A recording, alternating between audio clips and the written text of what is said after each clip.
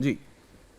देखिए, मैं पहले ये तथ्यात्मक बात भी जवाब दूंगा, मगर उससे पहले जो व्यंग और कटाक्ष किया था आचार्य जी ने कि चुनाव इस पे होगा कि पाकिस्तान के टुकड़े कौन करेगा, आचार्य जी इस पे चुनाव नहीं होगा।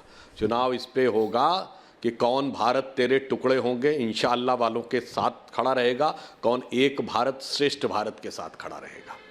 और चुनाव इस पे भी नहीं होगा कि भारत हिंदू राष्ट्र बनेगा। चुनाव इस पे होगा कि भारत आंशिक मुस्लिम राष्ट्र बनेगा या नहीं, यानी शरिया सर्वोच्च न्यायालय से ऊपर होगी या नहीं, इसके ऊपर विषय आता है, क्योंकि यह चीजें भी राष्ट्र की अस्मिता और विकास के लिए कहीं अधिक गंभीर और महत्वपूर्ण है। अब आते हैं मुद्दे के ऊपर, जिसको ये लोग कहते हैं कि आर्थिक विषय, यानी महंगाई हो, बेरोजगारी हो, आर्थिक विकास हो। समस्या यह है कि इस मुद्दे के ऊपर कांग्रेस या अन्य कोई विपक्षी दल, भारतीय जनता पार्टी और विशेषकर जब से श्री नरेंद्र मोदी जी के नेतृत्व में भाजपा आई है, कहीं पे टिकने की स्थिति में नहीं है।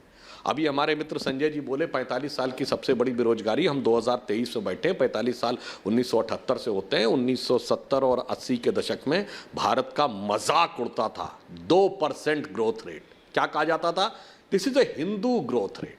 और महंगाई की दर 8, 9, 10% के आसपास रहती थी, यानी महंगाई की दर ग्रोथ रेट से 3 से 4 गुना रहती थी।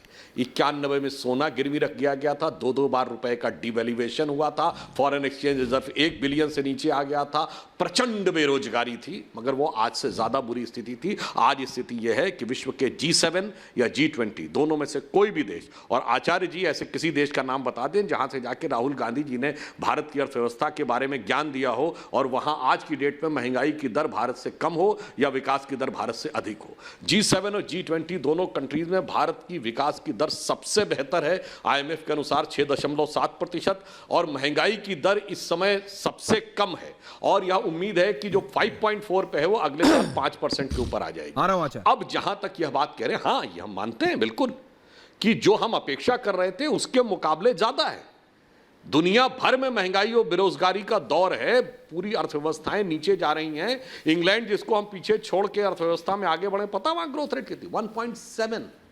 आज हालत यह है कि इंग्लैंड जैसे देश में ये जाड़े का दौर चल रहा है, वहां पे एक कहावत है कि you have hardly money either to eat और टू हीट।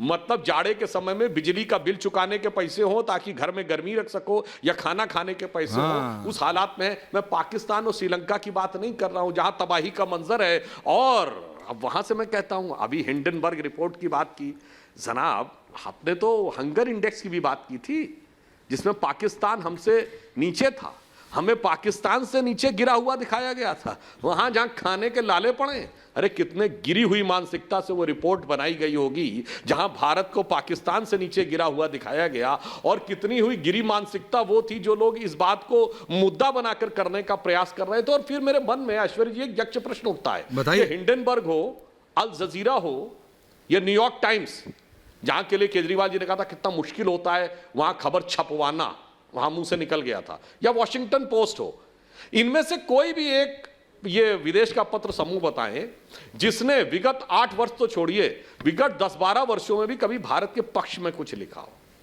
मुझे समझ में नहीं आता है कि वहां पर इन लोगों की तो प्रशंसा में लिखा जाता है और भारत सरकार के खिलाफ लिखा जाता है। यह अद्भुत तर्क मुझे समझ में नहीं आता है। टाइम मैगजीन अपने फ्रंट पेज पे निकालती है और कोरोना के सेकेंड वेव में लाशों के ढेर के बीच में मोदी जी की तस्वीर, look what Modi has done to the world. और औकात नहीं थी कि शी जिनपिंग का नाम लेकर एक किसी इसने लिखा हो।